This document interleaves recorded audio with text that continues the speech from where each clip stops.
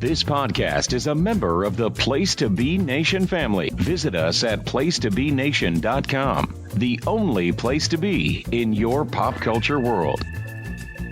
You are listening to Lucha Afterground. Hello, thank you for sticking with us this week. We were away.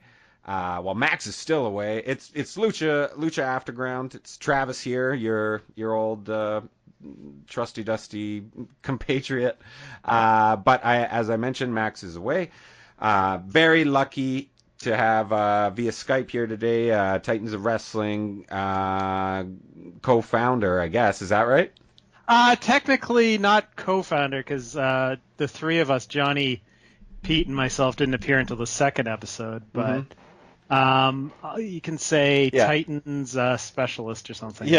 Among many other things that we've talked about here before. Kelly Nelson, welcome back. Hello. Yeah. Great to be here. Great to be back. My second time on the show. Fantastic. Like I said, I apologize for things are a little bit behind right now, but Max is in Japan, so that slows things down. But also, I have been fortunate to be on set again for another really cool project where, I don't know, I'm sure, Kelly, I think you saw the pictures. I had a variety of mustaches where I aged throughout the years. I started as a young man to an old man. It's a really cool spot. Whatever. It was a blast. It was amazing. You're the new man of 1,000 faces. God, I could only wish. So it's been super nuts. But we've found some time here, so this you should be getting to hear this just before the next episode starts, which will be episode 6. But that's not what we're here to talk about right now. Before we do talk about this. This is the last episode we'll do before I go to that Lucha Limitado show, so that should be really exciting, and it'll be really exciting to talk about it with our next host, or co-host. I'll reveal it now.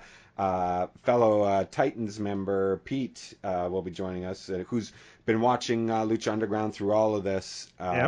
So, and you know, I respect this guy's opinions like crazy, so that gives us a little bit of credibility that we didn't have before. Not that Mr. Nelson here doesn't bring it all the time. Well, with Pete, I think there's only maybe 3 or 4 people in the world that have watched more wrestling in the history of watching wrestling. Yeah. Pete. I know that. Stuff. So that's it's recognized every time I listen to something that he's on. So that's cool. But one last thing. I'm drunk with joy tonight for and also a little bit of Russell Brewery's fruit punch. Or I think it's called Punch Bowl. It's called. It's really good. It's an IPA. Getting off on a tangent. But because the Cleveland Indians have advanced to the ALCS to take on the country's native sons, where I am here in Toronto Blue Jays. So Kelly, in good times. Only in good times. Yeah. So that's right. I assume you're cheering for the Jays? Yeah, I mean, I've been a fan going back to the early 90s. I gave up on them about 4 years ago and didn't get back into them until basically the last month of last season, when they made the charge to the playoffs for the first time. So I admit I basically jumped on the bandwagon last year. But whatever. I just think it's good when more people are watching baseball, because not a lot of people watch baseball most of the time in Canada, right?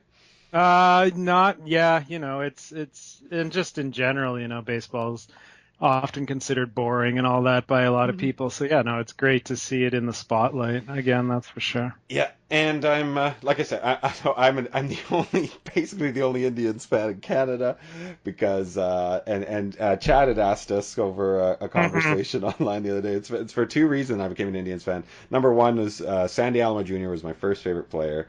And that's when I really started getting into baseball. And number 2, I watched Major League like every day. You know this. You right? were obsessed with that movie.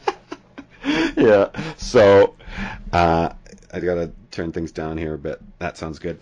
So I've been a fan of theirs for a while now. But yeah, there I am in the crosshairs again. I'm a Calgary Flames fan living in Vancouver, and a Cleveland Indians fan living in Well, Canada. that's two strikes against you. Yeah, yeah. Anyways, so, that brings us to what we're here to talk about today. Lucha Underground Season 3, Episode 5. Starts with a recap. We see a bit of Dario's Dial of Doom. We see more of Prince Puma and Vampiro having their conversations. We also see some of Mil Muertes and Katrina. And then it reminds us of the Cage and Tejano series that is currently happening. In the first segment, we see Dario Cueto. It starts in the temple. We see Dario Cueto on the Dial of Doom. Kelly, this is the first time you'd seen the Dial of Doom, I assume? Yes, this is the first season 3 episode I've watched. But oh yeah, I should have given that disclaimer. But you are a loyal listener, am I right? Yes, I've listened to every one of your podcasts except for the one where you weren't there and Max talked with like 4 people Yeah. that weren't wrestling fans. I skipped that one. No, that's cool. That's cool. That's good. Yeah, no, devoted listener. So you basically know what's going on. Yes, through your guys' narrative, I'm an That's cool. I like that. kind of an expert on Lucha Underground and Let's see how this goes. That's awesome. So the Dial of Doom. What did you think? Yeah, it's you've mentioned it, how it's based on sort of like a Raw concept or a WWE concept, right? Mm-hmm. And it also goes back to like the spin the wheel, make the deal matches, or I guess maybe it was just one match. Oh no, there was a couple of them in WCW in the early 90s. Okay. Where it was the same concept. You'd spin it, it'd be all these kind of crazy matches. The first one was Jake Roberts against Sting, and it had landed on a coal miner's glove match, which was like the lamest option possible. And then Cactus Jack and Vader had one the following year, and I think that was a Texas Death Match, if I'm not mistaken. I see. So it's a cool concept. Cool. Yeah. Okay, but Max had an issue with the aesthetic. Like he thought it looked a little too game showy to be part of like an underground fighting ring. Right. I think it fits with Dario's personality, though. He's he's a showman. Sure. I think sure. that's consistent. I get it. I think I can see that. So as it rolls, we get one good line, read of him from Who Will It Be? That was really good. And it lands on Puma, which is great because, Matanza and Puma as a main event is huge. Dario Cueto kind of talks to the camera and throws the mic around. It's the first time we've seen him address the camera in a way that it was like an audience that I can recall. Right. He'll get in the middle of the ring and cut his promos and stuff, but I don't. Yeah. And we kind of have an issue with it. Like it's the same sort of thing. Like Max has it's. And me to some, I shouldn't be speaking just for him. The inconsistencies in what is, the story and what is a wrestling show. Right. Yeah. And like if it's supposed to be like they haven't. Yeah, go ahead. Haven't really worked that out completely. I said it seems like they haven't really. I don't know. Yeah. It's true. I've watched a fair amount of season 1. And it's true. There's something missing there. Yeah, it just feels like it hasn't. It's like they're trying different things, and that's like it didn't suck. Like obviously, it's a great promo and a good way to cut to like that start to the thing that they do. It's just it's another just kind of weird little inconsistency. The whatever. Maybe we're nerdy for looking into it, but whatever. So we go into. No, I agree. I agree. Okay. So we go into the temple, and I don't want to talk about the who the band was, because you got to see him for the first time, but yes, here's something cool that happened. I mentioned a couple weeks ago we get a little spring in our step when a Lucha Underground wrestler retweets us or replies to us or whatever. I had said something kind of snarky on Twitter about this, where it was because this is the 5th episode in a row with this band, and I had tweeted who who among us, I don't know, remembers. Are there some among us who remember when Lucha Underground used to rotate their bands or used to have different house bands? We do. And who should respond to me but Chris DeJoseph, executive producer of Lucha Underground, which is huge, and then it explained to me that the recording schedule allowed them to have, or it had something to do with the TV schedule and rights to bands or something, to have uh, one band for every 5 episodes. So Okay. so So we've seen the end of the chimps yeah, with yes, a Z. yes. I Hopefully. was trying to get through this episode without saying their name, but there it was. Yeah. You got to see them. No, I agree. They're awful. Yep, yeah, I hate yeah. From a different. late 90s. Yeah, totally. The So yeah, leader. but that was cool. I mean, I'm somewhat related to this. Is like I said, Krista Joseph responded to us and liked our tweets and all this stuff. I explained to him that I had a fondness for the mariachi, more mariachi influenced bands they've had before. Yeah. Stuff's cool. Yeah, but he. Oh no, the other person who followed us, like just followed us out of nowhere, was Aerostar, which is huge. We don't get wrestlers that just straight up follow us, so we're really excited about that. Mm-hmm. And he's been awesome. That's cool. So that brings us to our episode Can't of. get Bruno Sammartino to follow me, so. Yeah. Oh really? That's awesome. That's awesome. No, I can't get Oh, him to you can't get follow him to. Oh shit. Yeah. I was like, wow. I can just imagine like who's Maybe it? Dominic didn't. Awesome. I don't think he's on. Yeah, probably not. Okay, so that brings us to our Kelly. You're well aware of our ongoing series of Man in the Wedge. Yes. Gotta get that wedge. You are right, of course. It's sweeping the nation. You know all about it. Yes. Okay. So I'm sure, and I'm sure you made note of it as to who we saw. Mm-hmm. I'm calling her Rainbow Bright. Is that cool? Okay. Rainbow Bright, all right. She had a sure. side ponytail. She was wearing a T-shirt that said Rainbow on it. She had bright lipstick, kind of flashy eyelashes. Yeah. Anyways, this is the first one that we've seen. First time we've seen her. The third official Man of the Wedge of the year.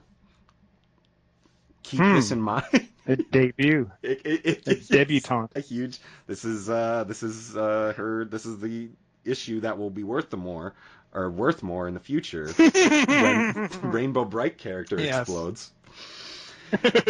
Anyways, so this should be, maybe this is the start of a new shooting schedule. Whatever. It's of note. We're trying to figure it out. So that leads us to our first match. Ivelisse versus Mariposa with Marty. Kelly, had you seen either of these two women work before? Ivelisse. Yeah, Ivelisse for sure.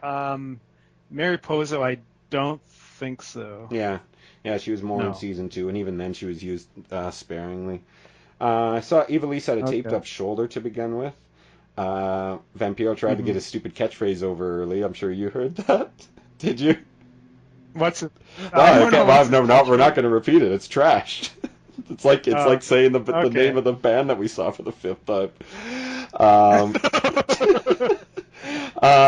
I guess it can't be that good. Yeah. So here's something weird too. Is Vampiro, like, they're trying to talk about Mariposa's character, and Vampiro suggests that she might have psychological damage because she wears a mask. But everybody wears a mask in this even on the streets. I don't know what he was trying to get over there.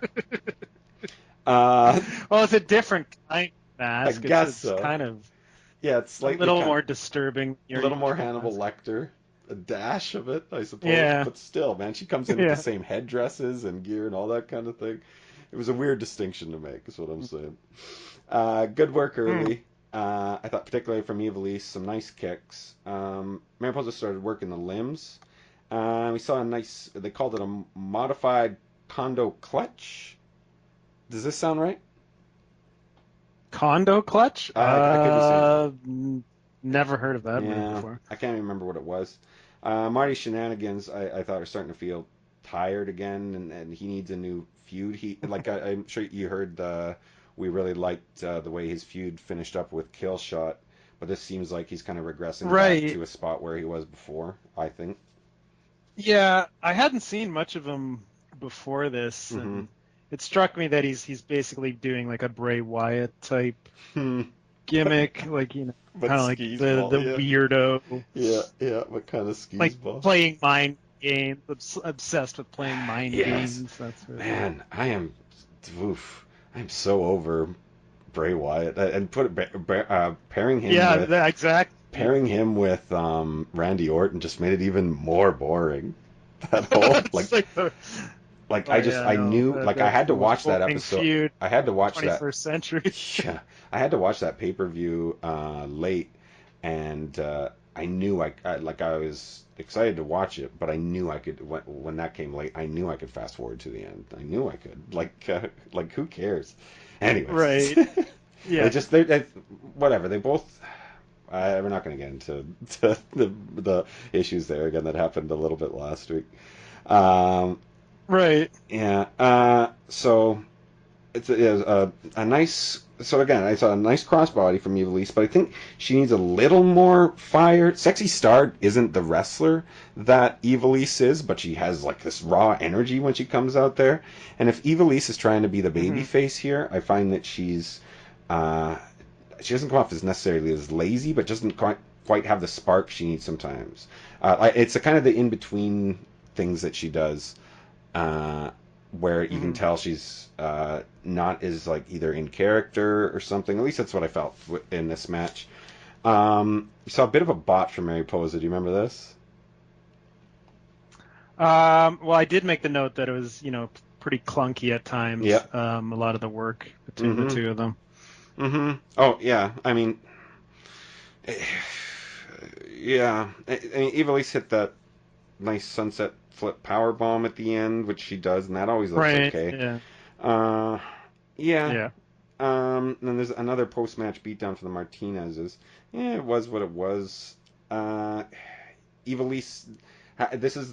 she looked a lot better last season, I thought. And yeah, I'd agree it wasn't as tight as we could be, or I don't know, as I've seen her do, but we don't really know how good of a wrestler Mariposa is. I might say, like, if this was Ivelisse's a step back for her, this in a weird way, this is almost a kind of a step forward for Mariposa, because it's the first match I can remember where she was really kind of having a good kind of back and forth storyline. You know? Yeah, no, I dig her gear. Like, it's Yeah. a really nice outfit. I like the concept, and I guess her finisher, I take it, is it's a cop killer, right? Yes. Homicide's move. Yeah. Yeah. She didn't. She started, or she tried it, but That's right. didn't. That's a very, of all the wrestling moves, that's one of the most dangerous, I would say. Oh yeah. Like, if you've ever seen it, like someone hitting one, it just looks like it's like a pile driver, but like a reverse pile driver, basically, where you're pile driving the person, but you're holding them behind your back. Yes. Yeah. Okay. Yeah. I know what you're talking about. It's really every time I see it, it makes me wince. Yeah. Oh yeah. And but what's a wrestler with a great finisher and nothing else, right? That's right. Baron Corbin. Baron Corbin has a really good finisher, but not much more. You know Yeah. what I mean, I think he'll be fine later, but I think that's a comparison that I would make with like Mariposa, or from what we've seen of her so far. Yeah. Yeah, but like, an okay at best starter, passable, should we say? Yeah, Is that okay? my note was mediocre. Yeah, okay. Good. Next scene. Dario Cueto's on the phone talking about how Matanza couldn't be beat. Not sure who it was he was talking to. Mundo enters, he asks him if divine intervention gave him his abs. He's great, right? This is a guy who does kind of hold his own, even in these vignettes with the master. So that was the highlight of this thing. They talk about Sexy Star, but Dario Cueto gives the like he's trying to say, like, look, we beat them, so I should be getting this belt because that's all Johnny cares about. Right. And he spins it. Dario spins it that Jack Evans had the pin on Sexy Star, so he should get the match. He's like, next week. What a great idea, Johnny. So I guess we're supposed to be seeing a little bit of dissension between the two here, or I don't know. Now you'll have to remind me, Travis, because I basically all I saw of season 2 was Aztec Warfare. In the first season, Dario and Dario hated Johnny Mundo basically, right? That was the It wasn't in like the first episode. Didn't he put a bounty on him? If I'm remembering, in the first right? season. Yeah, But that's when he was a baby face. yeah. Yeah, and I just kind of want to know how that was. Okay. So yeah, you can see how there might be. Yeah, I guess we should be thinking really long term. How these guys have had like this kind of these ongoing sort of business relationships. And we love our business relationship with the good people at Place to Be Nation. And here's some words from them. Promotional consideration paid for by the following. What's up, everybody? This is Kevin Kelly. Make sure you check out every episode of The Kevin Kelly Show right here on the Place to Be Nation. PlaceToBeNation.com. The Kevin Kelly Show. Every episode is a winner. At least we hope. Place to Be Nation's Justin Rosero here. In addition to The Kevin Kelly Show, we have a ton of great podcasts available to you on iTunes, Stitcher, Google Play, and PlaceToBeNation.com. And we now offer them to you on two great feeds as well. On the Place to Be podcast feed, you can check out Scott Criscolo and me on the Mothership, the Place to Be podcast, with our famous Vintage Vault pay-per-view reviews. PTBN also covers current day wrestling with clotheslines and headlines, main event, Mission Indy Possible, in our monthly pay-per-view reaction shows with immediate feedback on WWE, NXT, and Ring of Honor Super shows. Relive wrestling's past with our monthly pay-per-view rewind series led by Ben Morse and the Dangerous Alliance Wrestling podcast as we dive into various subjects in the form of exercises and games.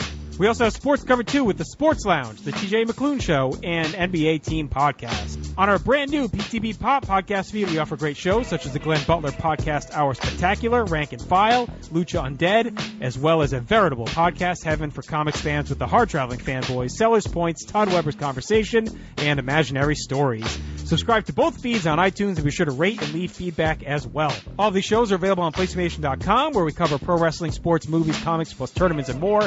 Be sure to check out on the right-hand side of the site for details on how to support the site when you shop at Amazon and download our free Place to Be Vintage Vault Refresh ebooks. We also want to thank our friends at Bonehead's Wing Bar in West Warwick, Rhode Island, and Fall River, Massachusetts, and Scott Keats' blog of Doom. Be sure to follow us on Facebook, Twitter, Instagram, and Tumblr as well. PlaceToBeNation.com, the only place to be in your pop culture world. This is Parv, and I'm here to tell you to listen and subscribe to the Pro Wrestling Only Place to Be Nation podcast network. That's the PWO PTBN podcast network, where you'll find a ton of in-depth shows done by hardcore fans. We've got Chris Zellner's 1-2 punch of Exile on Bad Street, and with David Bickenspad, a smash hit Between the Sheets. We've got Wrestling Culture with Dylan Hales and Dave Musgrave, Goodwill Wrestling and the reaction shows with Good Old Will from Texas. We got This Week in Wrestling with my man Pete and Johnny Sorrow, Stephen Graham and Tim Livingston's Pro Wrestling Super Show, Tag Teams Back Again with Kelly and Marty Sleaze, and a ton of other great shows too. And of course there's Titans of Wrestling and Where the Big Boys Play with yours truly and some dude from down south called Chad. PWO PTBN Podcast Network.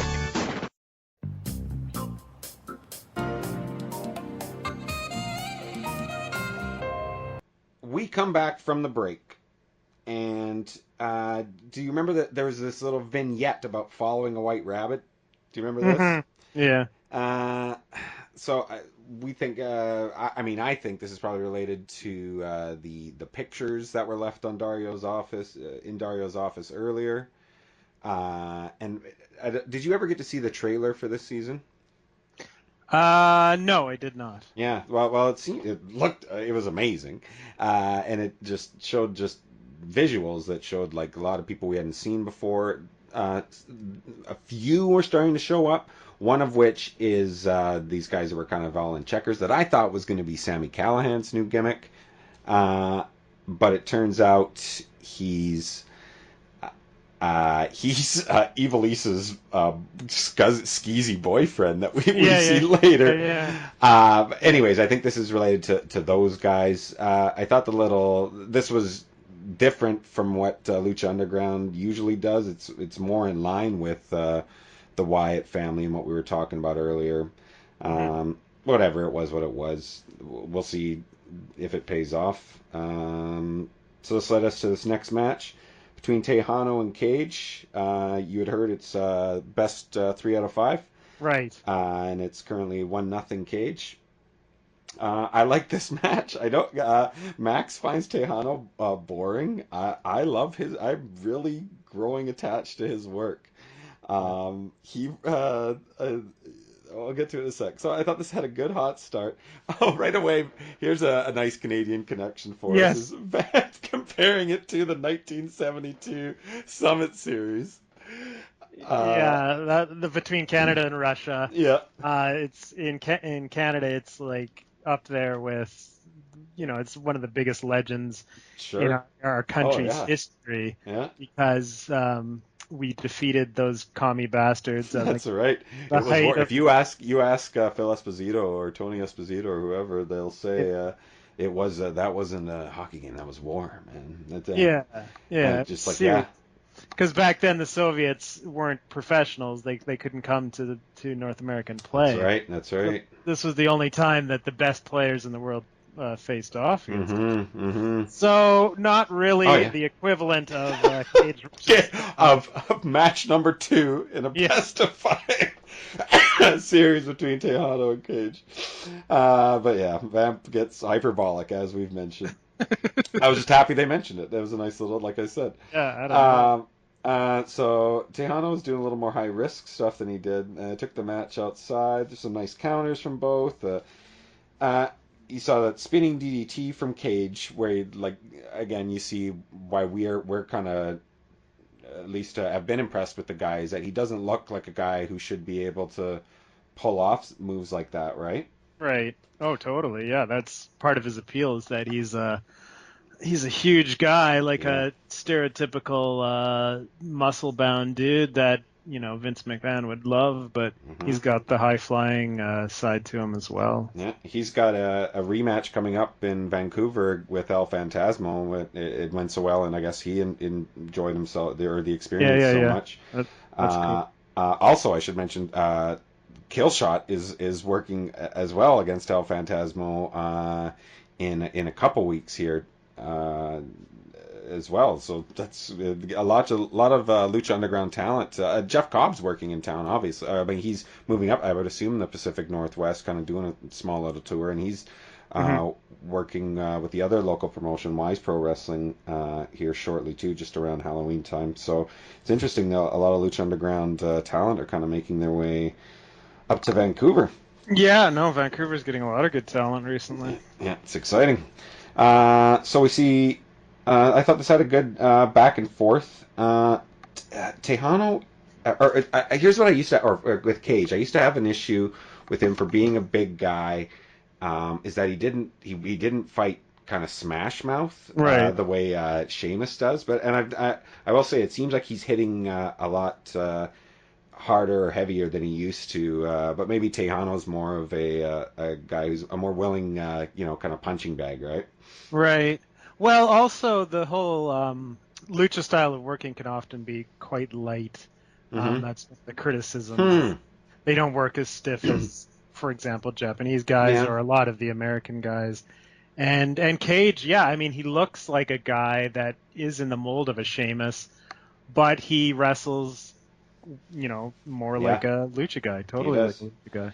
He does, but I am starting to see, because this Lucha Underground is a hybrid. I even think Tejano, to some extent, I see some American style wrestling, or more so than what I know of Lucha influences, right? That's true, and he's from the AAA promotion, which is the Americanized Lucha promotion in Mexico. Yeah. So Tejano hits what I thought was a very nice, but I'm not sure, Oshi Kuroshi. Right. Had you heard that before? I guess that's the official name for it, but it's been used. It's used kind of by several guys now, isn't it? All of a sudden. Yeah. I hadn't heard that name before. Right. I didn't immediately associate it with any other. Well, what is Ty Dillinger in NXT, dude? Oh yeah. The tiebreaker, I think it's the same thing, isn't it? I think it's pretty close. And AJ Styles has been known to bust it out. Yeah. It's suddenly become like the move du jour in 2016. And then we see an Alabama slam from Cage. Cage with a like another super strong suplex from the outside over the ropes, which led to him hitting, I guess that's a Lucha Destroyer for the win. And I gotta say, I dropped snowflakes on this, another 3 stars. I thought it was a solid match, and I thought it followed a good set of logic that was different from their first match, which was Cage kind of attacking the neck. And in this one, it was just Tejano would get in his more whatever finesse moves, but the strength would continue to be too much for him, which is fine. If you're gonna have to tell 5 different stories, I'm okay if they're just right. Thing like this, as long as you're getting a nice variety. And it was a well worked match. Yeah, it was fast paced. It Yeah. was only like 5 minutes long. Yeah. But yeah, no, it was a fine match for sure. Yeah. So that brings us to our next scene, which is, as I had mentioned before, Ivelisse in the locker room, and enter Sami Callihan, her skeezy boyfriend, whose name was Jeremiah. Jeremiah Gray, is that it? I think. Yeah, this was a letdown. For me personally, like Ivelisse, this is who you're rolling with now, Right? like it just looks like he's not like again, we know he's not really a wrestler, but he does I like busting heads like you, but he's kind of like a hangers on, like he's like a ring rat, Yeah, I mean, I don't know too much about him as Sami Callihan. I just know that this character is like miles more interesting than his NXT, Solomon Crow, but he didn't really get much time when he's down there, so it's not maybe a fair comparison. No, I see something, and from like other he's very believable. Like he comes off as like this is who he is. Like he's not pretending to be something. And for a wrestler, I think that's very important to have that feel for your character. Yeah, but I just I think Ivelisse is great, and I guess this is a storyline for her. But if she's attached to just like some loser in a leather jacket, well, eventually she'll see the light. Maybe some other guy will come along. Like I hope so. You would or say... he could like that. That should have ended with him asking her if he could borrow $10 or something. Yeah. As he walked out the door. That's kind of the vibe I got from the dude. Totally. Yeah. Well, so they argued a bit, and then he drinks from a flask and he offers it to her, which I guess continues this weird trend we're noticing of substance abuse in Lucha Underground. Yeah. It seemed a little weird. Again, I said before that I think sometimes one of our issues with Lucha Underground, and it's minor quibbles, so we wouldn't be talking about the show if we didn't love it overall, but is when they try to inject edge for the sake of edge. Mm-hmm. And you don't mean the wrestler. yeah. Boy, here he comes! That would be huge pop. He's supposed to be retired. Doctor's orders. That's hilarious. So this leads us to our main event, which is Prince Puma versus Matanza for the Lucha Underground Championship. Two of just forget about within this kayfabe Lucha Underground, two of the really hot talents in the world of wrestling right now. So yeah, a good chance this match was going to be a good one. And it starts off with Vampiro saying Puma needs more guidance and that he's broken. There's a quick high kick followed by monster clotheslines from Matanza. Puma was selling those clotheslines great, right? Mm-hmm. Like how he'd just do the flip and a half with each one. Yeah. I remember when he will, in a weird way, he sells his post offense. Remember there was this kind of weird little sequence on the apron, and then he ran across and hit a running kick to Matanza's head. Right. And even then he's it's almost like he can't control the velocity of his own legs, so he's kind of hanging off the side of the ring. Right. Yeah. That's a good point. Yeah. It works for the energy of his character, and everybody's just loving him, obviously. He's a great baby face. Yeah. And I hear the first shit I can remember from the season as Yes. Matanza moves the fight outside over to the announce table. I wasn't sure if it was Vampiro or Striker who said I'm it. pretty sure it was Vampiro. Yeah, that's what I thought. Yeah, Matanza throws Puma around.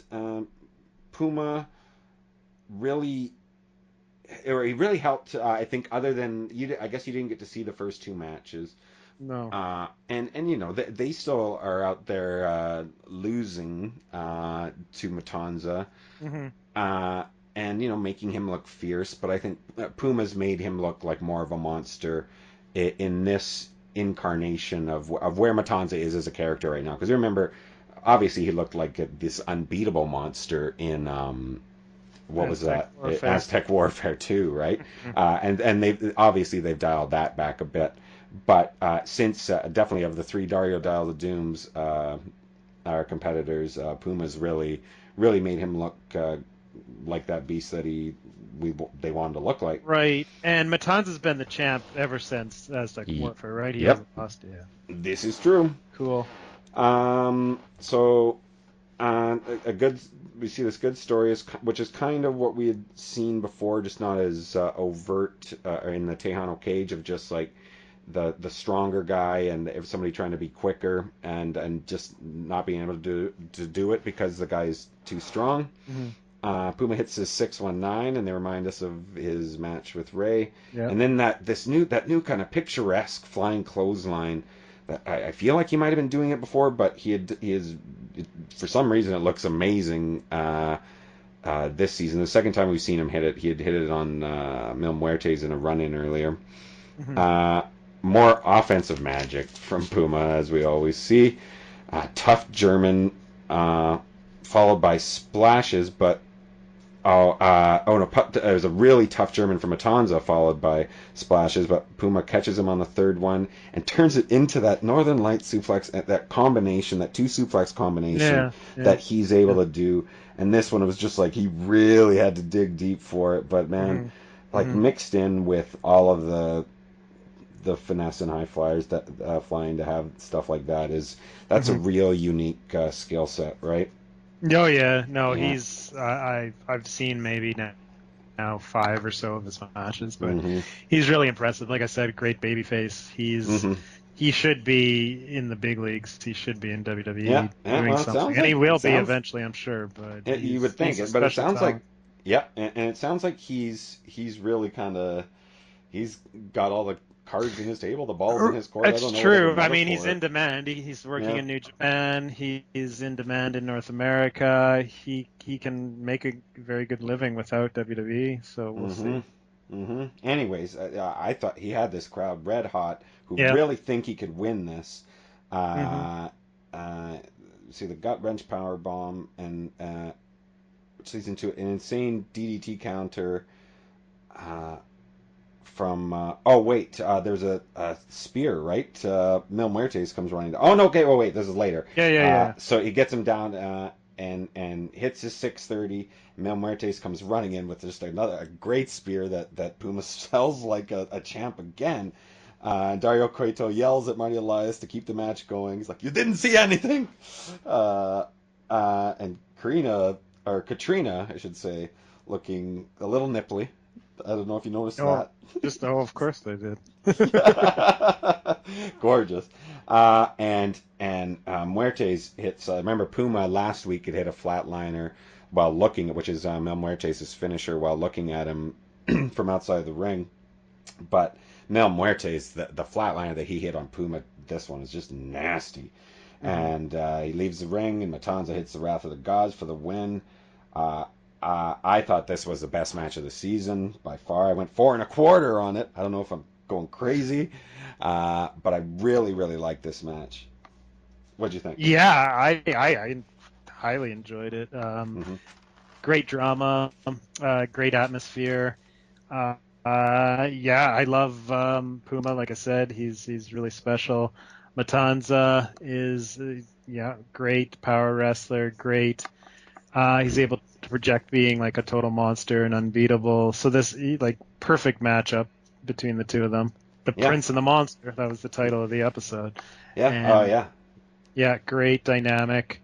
Yeah, and the crowd, of course, they're 100% behind Puma, so you get that atmosphere. When crowd's 100% behind one guy, that's really awesome.